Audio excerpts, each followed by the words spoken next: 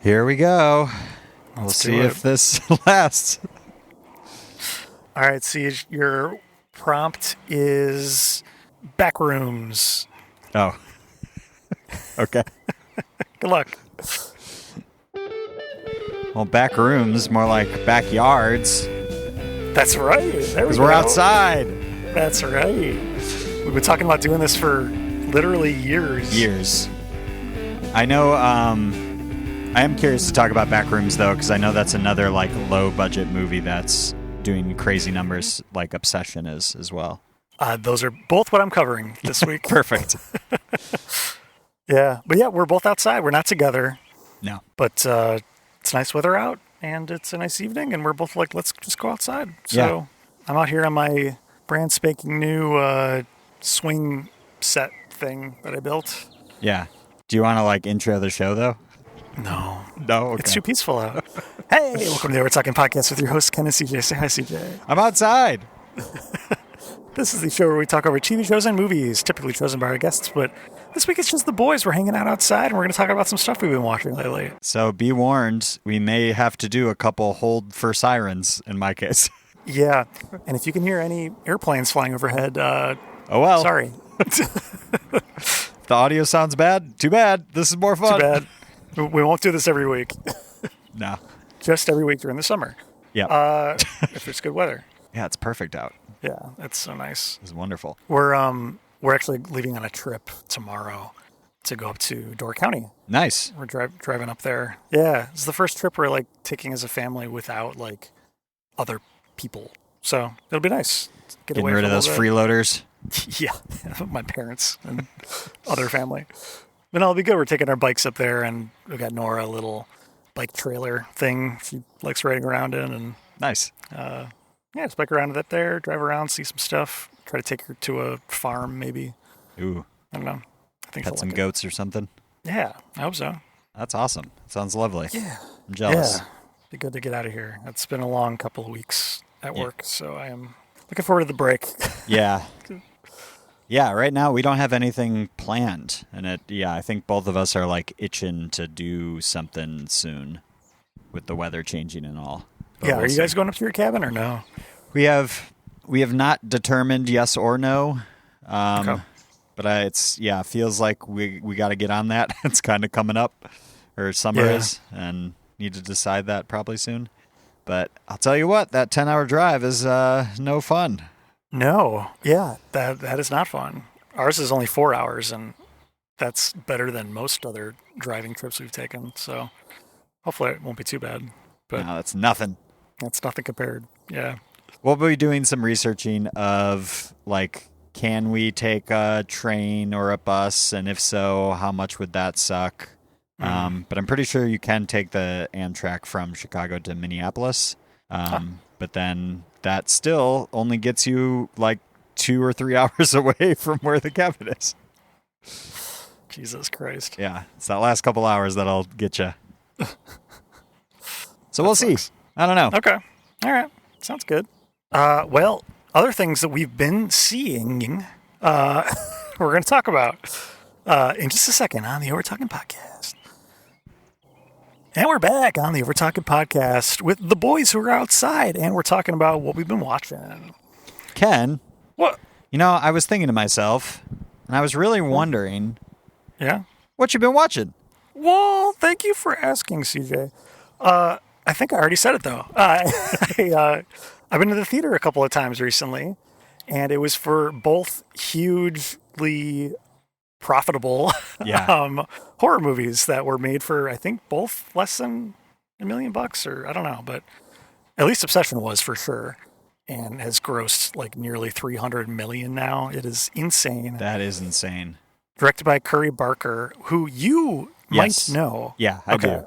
I think I've talked about Milk and Cereal on the show before for a different What You've Been Watching. Yeah. But yeah, he is a YouTube comedian, basically. Yeah. But he also has dabbled in horror. And Milk and Cereal, it came out, I think, last year. It was also just on YouTube. It was like an hour-long, effectively horror movie, though. That was actually really good and got like a lot of buzz. And then he made Obsession on like a shoestring budget for less than $1 million. Cast the same people who were in Milk and Cereal. Yeah. Plus a couple more, but including his like longtime acting partner who's in a lot of his comedy shorts on YouTube too. Yeah, shout out to their YouTube or Instagram page, which is how I watch them. It's called That's a Bad Idea. Highly recommend Nice. it. Very funny. Let's see. Who is the guy I'm thinking of? The other dude in That's a Cooper. Bad Idea. Yeah. Yeah, Cooper Tomlinson is his name. Yeah. He's not the main character, either of the main characters, but he's a supporting character. But yeah, it's about, I don't want to say too much, but it's about a guy who is in love with one of his friends. And He makes like a wish or something, right? he stumbles upon what seems to be like a novelty item. It's called a One Wish Willow, and it's a little willow branch that comes in like a little package. And he makes a wish on it, just like out of the blue. He's like, man, I wish you loved me more than anyone. And snaps it in half. And she becomes obsessed with him. But Oh, like the title. in like the worst way possible. And that's all I'll say. But it is, it's really, really good. It goes everywhere you want it to go and still subverts it somehow. And there were a lot of twists and jump scares and things that got me that I should have saw coming, but I didn't. And even when I thought it was going to go a certain place, it would like just twist it a bit before it actually got there, which I really liked. So yeah, really well done. Incredible. I can't wait to see what else Curry Barker does from here. But Yeah. I think there's definitely some comedy in it. So I think you might like it maybe. But I also think there's a lot of gore too and stuff. And I don't mind the gore, maybe but not. yeah. It's the suspense and the jump scares. I did see a clip of Curry was on some talk show, like promoting the movie, being interviewed about it, and they played a clip for Steven him. Spielberg. Yeah, of Steven Spielberg, like raving Yeah. about his movie, and he's just like, That's "This is incredible. nuts." Yeah, that's got to be very cool. Yeah, I can't imagine.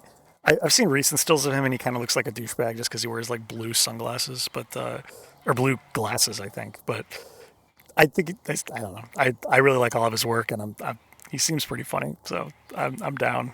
Can't wait to see what he does next. I think he's actually wanted to do a Texas Chainsaw Massacre movie. I think he can like basically do whatever he wants at this point. But I think he probably has to make another Obsession because of how profitable this was. Like a sequel, or yeah, Maybe not. okay, Probably not a direct sequel, but something else with like the One Wish Willow concept. gotcha. I could see that be going in a couple different places. I think he talked about maybe making it a TV show, Oh, which would be cool too. So, nice. but yeah, I gave it 4 to 5 stars in Letterboxd, Hell yeah. and yeah, the theater I saw it in sucks. Don't go to the AMC. I won't tell you where, but don't go to In this AMC? specific AMC. I might have mentioned this on a previous episode, but the bulb in the projector was like dim or like about to go out or something. So, Oh, that There were- sucks. and it's like a very dark movie already. Yeah.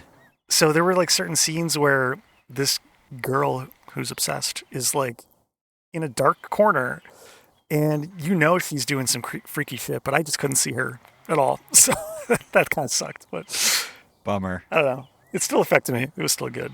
That's man, that really makes me pissed off on your behalf. Like, movies are so expensive nowadays, and like you don't have a ton of free time, and then to go out and make it out to a movie, and then it's a bad experience. That's a real Dude. bummer. This isn't the first time that's happened in that theater. So I'm not going to talk about my next movie yet, but I will say we went to our next movie at a different theater because I was like, I'm never going back to that AMC. I'm not risking it again. That was like, that sucked. We went to a different theater that we've seen other movies at that has been fine in the past. And for this other movie I'm about to talk about, the audio was like fucked. Like Oh no. the left and right main channels were coming out of the left front speaker, and like all of the surround channels were coming out of the right front speaker. Oh no. Like someone messed up the settings for this theater or something, or like the rear speakers were out and this was their weird solution to it. I don't know, but it was fine. Like at least I heard everything. Yeah. So that I would prefer that over like not being able to see a dark movie but it still sucks. Like, I don't understand why the 2 times we've gone out to a theater in like over a year were both like equally bad. Very That weird. sucks. It's so strange. Speaking of AMC's, let me see if I can quickly find it. Emily sent me this website, walzr.com/empty screenings. I think it's just some dude's website, that he made. But it's a website where you can type in your zip code, and it says about 10% of AMC movie showings sell 0 tickets. This site finds them. Go and join your private theater. So it serves up showtimes where there's less than like 4 seats sold. Within like what time period? For the full day. Okay. So like almost everything could be on that list up and like until like a day before maybe. Yeah, I think this is like today as I'm searching it. So if I wanted to randomly run out to it's just for today. But okay, that makes sense because you wouldn't look earlier than that. But yeah, if you're looking for something last minute, that's cool. That's awesome. Yeah, because send me that. Okay. I really, enjoy when I get the theater when there's only like one other person. Sometimes it's cool. Other movies I think benefit from the, full theater experience. But some movies I'm like, I'm just going for fun. Yeah. I was talking to Megan because while we have been going to more movies lately, I still would like to go more frequently, and then we probably will going forward. And I think I might try to just go on my own, maybe one evening a week, maybe just to see the latest horror movie that she probably won't want to watch. I think I got pretty lucky that she was tangentially interested in these. For 2 of them.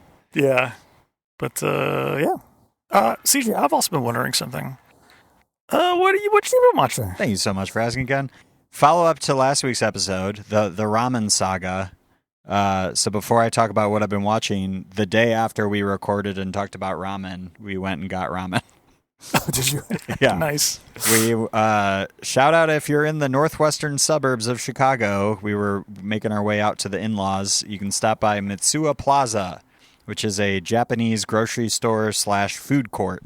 And you can get ramen to go, and it was delicious. Oh, nice. What'd you get? What was in it? Also miso broth, pork, bamboo shoots, tiny bit of scallions, I think. Not much else, to be honest. But then a side of a like soy egg. It was not jammy, though, which was a disappointment. It was just kind of like a hard-boiled egg. But Mitsuya Plaza is great. You should also just go there to get like pre-made dinners and pastries and drinks and snacks and stuff. It's awesome. But anyway, this reminded me of the movie I am going to talk about, which is the outing I talked about last week, which is we went to ramen for dinner, and then we went over to the Davis Theater in Chicago, which was my first time. That was your first time at the Davis Theater? Yeah. Holy cow. I've been to movie marathons in there. Yeah, didn't they do like horror-ramas and stuff? They did the Windy City Horror-rama, which our friend of the show, Alex, Yeah. Hosted. And then also The Massacre, which was cast out of the Music Box of Horrors, did a few marathons there as well. Gotcha. But yeah. So we went, had some ramen, had a nice cocktail with dinner. Then we walked over to the Davis Theater from the ramen joint and saw The Sheep Detective. Oh, we were looking at that. How was it? It was nice. It's perfectly pleasant, exactly kind of what you would expect. All around a good time. Funny for sure. It's a bunch of sheep. Stellar cast, like Hugh Jackman, Julia Louis-Dreyfus, Emma Thompson, Nicholas Braun, Chris O'Dowd, Bryan Cranston. Wow. Some other people. It's, great casting. It's a mystery, which is fun. You're trying to like solve it the whole time. This doesn't spoil it because it happens in the first 5 minutes of the movie, but Hugh Jackman's character dies. And so the rest of the movie, you're trying to solve the murder. Ah, interesting. Okay. Yeah. If you've seen the trailer, I think it gives that away. I didn't watch the trailer, but I read the synopsis for that movie just when I was looking at other movies, and I am very curious. Are the sheep animated or what happens with the sheep? What do they look like? I think they're mostly animated. Yeah, it's well done though. Like they look Like pretty realistic good. animation? Yeah, Okay. yeah, they're not like cartoons. That'd be interesting. Yeah, it was a good time. Perfectly pleasant movie. Cool. I think I gave it a put down my phone before I looked 3.5 stars. Nice. Yeah, enjoyable, worth a night out. Did you guess the killer? Towards the end, I did get it. Yes. Okay. Yeah. Not at the start, and then I had my suspicions, and then they were confirmed that yes, nailed it. It's based on a series of books. There's a Sheep Detective series of novels. Yeah, mystery novels. Okay. Cool. And then I got a shout out because then we were like walking out of the theater back towards our car, and we noticed there's a small cheval, and we were like, oh, we haven't had dessert. I could go for some dessert. Popped in, got one of those like cookie dough concrete things. It's like their version of a concrete mixer. It is so good. Cool. Cookie dough ice cream, you usually get like the balls of cookie dough that are like mixed in. This is just pure batter. So they've just taken the cookie dough batter and mixed it in that way. So every now and then you're getting like part ice cream, part just like batter on your spoon. And then towards the bottom, when you finish it all like I did, the bottom of the cup, the ice cream didn't get all the way to the bottom. So it's just like pure batter. I'm like, this is the best part. I personally do not like cookie dough. So I don't know, man.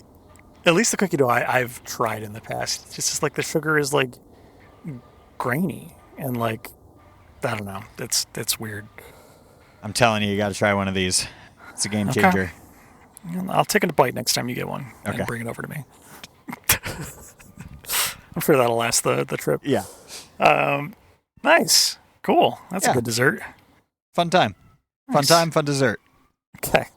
Good. What else have you been watching?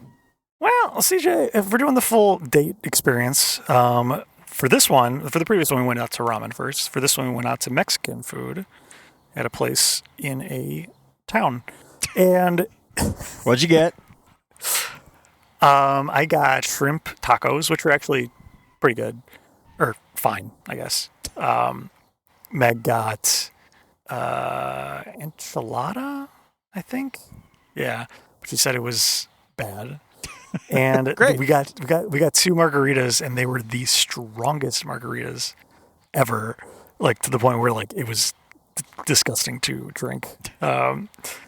So I don't think we'll be going back there, but I at least enjoyed some shrimp tacos. No, that was not anything compared to the ramen place. We should have just gone back to the ramen place.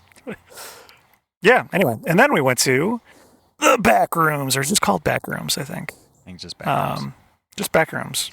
And this is directed by, I want to say Kane Parsons. Yeah, that's right.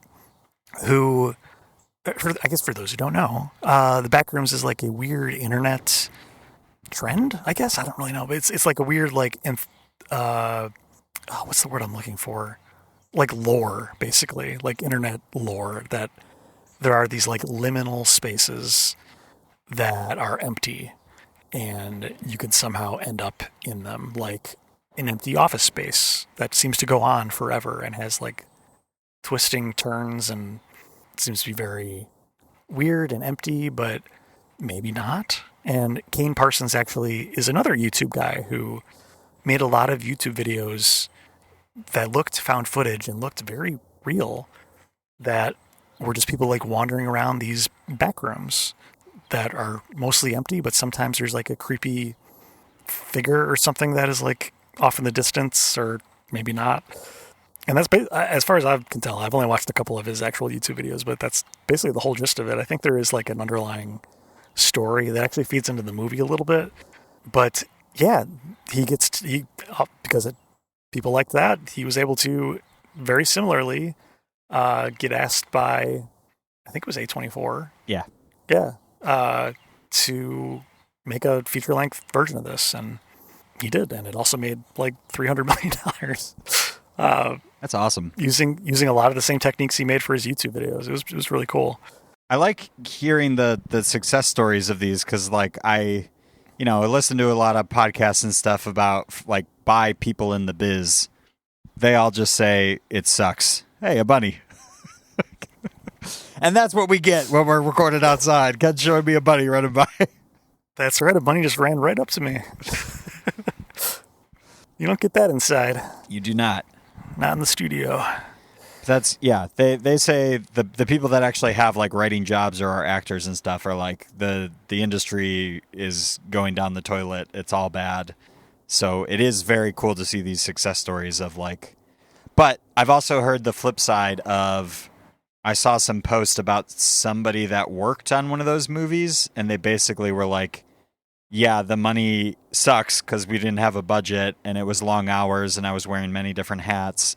And the deal was like, a base pay. It wasn't like, hey, and if it's successful, you'll get a cut. It's like, well, this is what we can promise you now.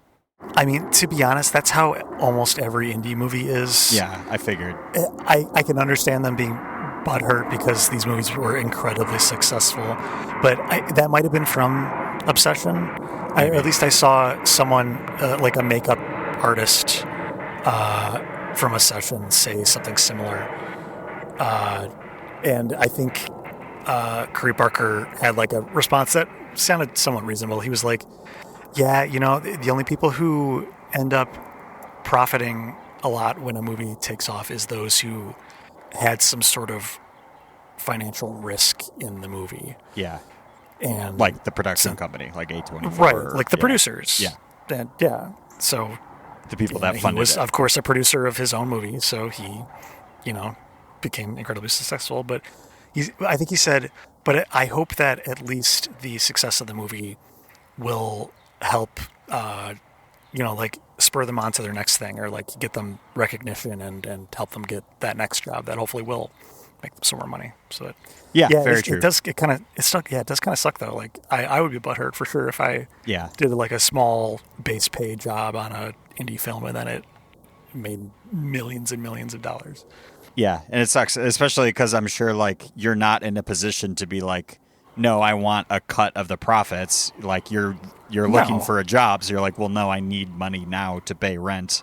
Like I can't risk it on like hoping this is successful and get some payday. And they probably wouldn't give you that even if you asked for it anyway. Of like, no, they wouldn't. Yeah, it makes sense. Yeah, you got to be a producer to be able to get in on that, and it is what it is. It sucks though. Yeah, I feel bad for him. Yeah, it does. But yeah, I agree. Like, obviously recognition is good. That should hopefully help them land their next job. They can say like, hey, I worked on this thing. Right. I mean, especially for like someone in a makeup artist or makeup effects, like this movie relied a lot on makeup because they didn't have a CG budget. So if they were able to pull off like some of the very scary things they did with just makeup, that alone should hopefully get them something next. I don't know, but yeah, we'll see. Anyway, Backrooms. My review is scary sometimes, mostly just creepy images of people walking around in the backrooms, and very little plot. Oh, what'd you rate it? I gave it a 3.5 stars on Letterboxd. Okay, which is maybe more generous than I feel now, but I don't know. Yeah, it was fine.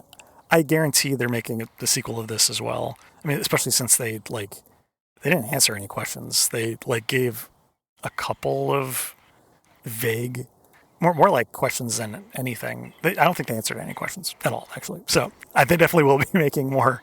I think even Kane Parsons said yes, I have a complete story in mind, and no, the story is not finished.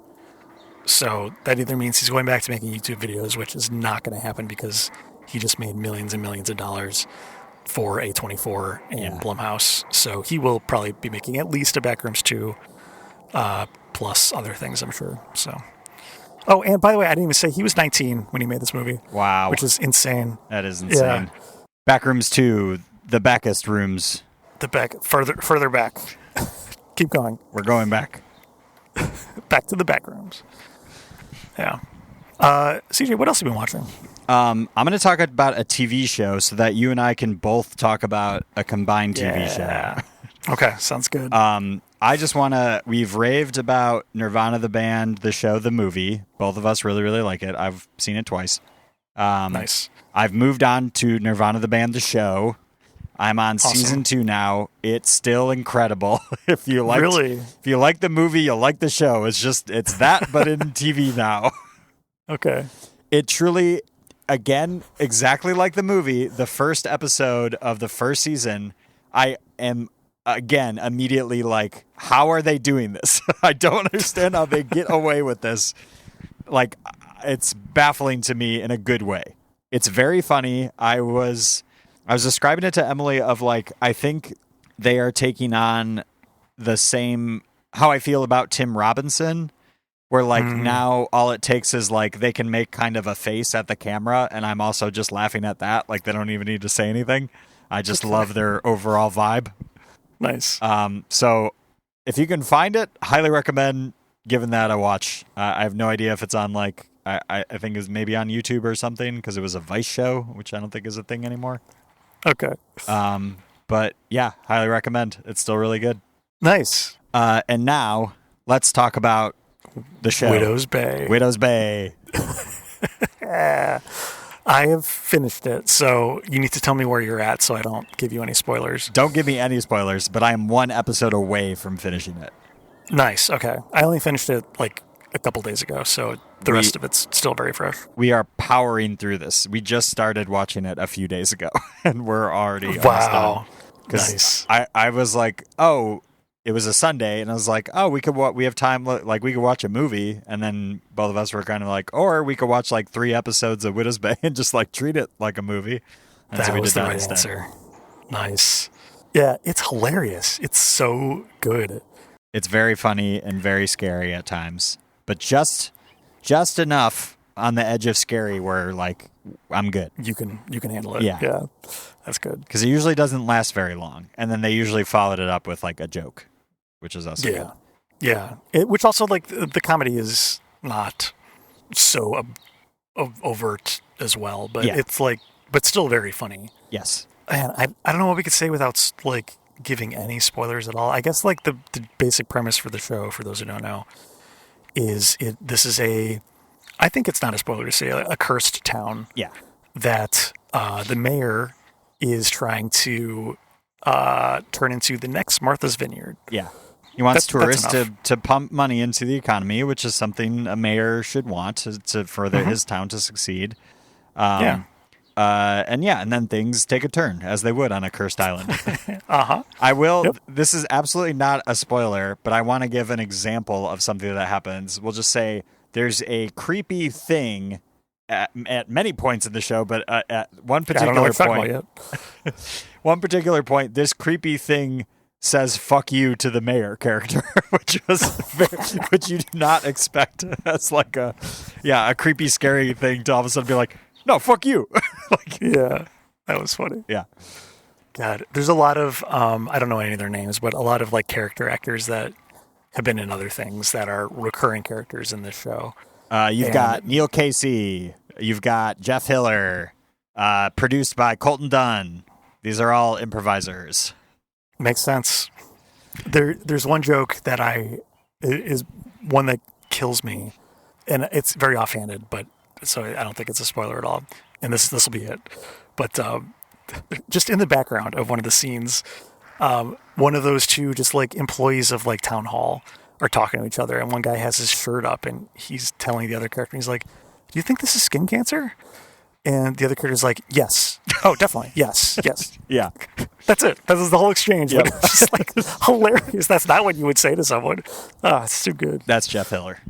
Okay. Nice. Yeah, it's great. Who's the woman? She was in, oh, God. Was it Breaking Bad? I don't know. Man, she's in a bunch of stuff. I don't know. The laptop I'm using to be outside cannot handle me also Googling stuff at the same time. That's okay. We'll never know. That's fine. Listeners can look it up on their own. Yeah. Ken, are you familiar with the Babadook tweet? The viral sensation that went around a few years ago? The one that turned Babadook into a gay icon? No, this is if you just Google Babadook tweet, I think it comes up. This is it's a picture of somebody dressed as the Babadook at a party, but it says TBD to Halloween. Yes, okay. Yeah. Wow, that is spot on for what this show is. So that's hilarious. That's the creator of the show. No way. Yeah, Katie Dippold. Oh. Yeah. So who's a writer on Parks and Rec, right? Yes. Okay. Nice. So the mastermind behind the Babadook tweet created the show. And listeners, just Google Babadook tweet and you will see it. It's the first thing that shows up. That's hilarious. I'm going to have to show Meg that. Yeah, that is so funny. That makes a lot of sense. Yeah. It's really good. I'm excited. I kind of want to end the show right now so I can go finish and watch the last episode. Yeah, go finish it, then we can talk more about it. Okay. But, yeah, renewed for season 2 already. Oh, hell yeah. Okay. I hope they don't wait too long to get it out. I hope they're doing... I hope there's so many shows that like wait literally multiple years before coming out with another season. And I really hope a lot of shows take note of like The Pit or like shows that are like coming out once a year, like once every 9 months even. I think The Pit came out sooner than a year after it first aired with season 2. But yeah, I don't know. I would love more of this ASAP, and yeah, I really hope we get it. Not taking the Severance route where it's like 2 years in between seasons. Fuck. I don't know, man. Both are Apple TV shows, so I am really worried that will happen. Yeah. I also, but what's up with like, hey, Apple, like, I can't believe I'm asking to be advertised to, but I truly have no idea what's on your like platform at any given point. Like, you do not advertise any of your shows or movies at all. No. Yeah. The only way you would know about this is if you owned an Apple TV like set-top box, which we do. But even then, it's like, it's not like they're beating you over the head with it or anything. It's just like in their top shows. Yeah. But yeah, they don't advertise this stuff at all. I don't know. It's really weird. I have a Chromecast and we get random, like on the home screen at the top, it's like a slideshow of, it is trying to like, hey, maybe you'll like this movie or this show or whatever. And I don't think it's ever even that as any Apple TV content. Weird. Yeah, I don't know. That is very strange. Yeah, I mean, like, I think this one is getting views just because of how good it is. I think that, like, the only way you hear about an Apple TV show is if it is, like, really good. But, yeah, there's a bunch of, like, other shows. Like, we watched Silo. Have you ever heard of Silo? I have heard of that one. Okay. Because I think it's good. Like that one, yeah, it's fine. I don't know. I like the intrigue of season 1, and then I don't really care anymore, to be honest. But I really like season 3. Mythic Quest. That's an Apple TV show. That show's really good. That show was really good as well. Yes. All right, more of a season 1 guy. All right. Apparently, I don't know. By season 3, you could tell that they were shooting everything on iPhone, which was an actual thing they were doing. Wow. It was weird. That is weird. Just because you can doesn't mean you should, right?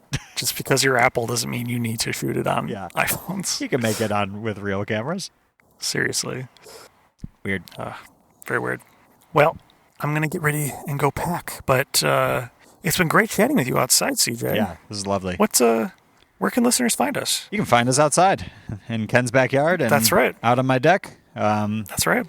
Luckily, where I'm at, I don't have to feel self-conscious about somebody potentially hearing me, or else I would not be doing this. That's nice. I am self-conscious that all my neighbors can hear me. Yeah. But, oh, well. But if you can also follow us at Overtalking Pod on all the things, email us at overtalkingpod@gmail.com, call or text us at USA-1591, or go to our website, overtalkingpod. And they're here. The Overtalking Overlords have arrived. They're our ghastly worldly landlords. Neighbors. So loud. Neighbors here. Stop yelling. And they're here to remind you if you'll be still a friend and spread the word. Keep really appreciate it. down. And they're gone. And as we always say at the end of every single episode, cops are going to show up from a noise complaint. Jeez. That's right. That's right. We're outside. Bye. Bye. This episode of the Overtalking Podcast was produced by Ken and CJ, edited by CJ. Music by Justin Peters. Be sure to rate and review on Apple Podcasts and Spotify. See you next week.